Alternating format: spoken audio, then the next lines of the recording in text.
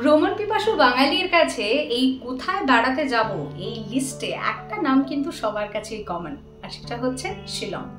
শিলং মানে শুধু পাহাড় নয়, পাহাড় আছে, লেক আছে, এক ছুটে চেরাপুঞ্জি চলে যাওয়া, ছেঁড়া ছেঁড়া মেঘের মাঝখানে বৃষ্টিতে ভিজে যাওয়া, আর তার পাশাপাশি হ্যাঁ আরও একজনের খোঁজ সেখানে গেলে পাওয়া যায়। সমস্ত বাঙালি তার বাড়ি সেখানে দেখতে যান, তিনি হলেন রবীন্দ্রনাথ ঠাকুর।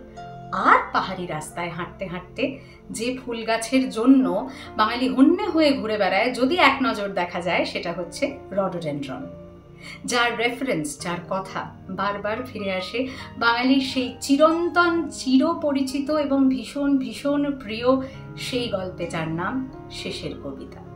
সেই শেষের কবিতা এবার অ্যানিম্যাট্রিক্স প্রাইম স্টোরিজে। মিস করবেন না একদম।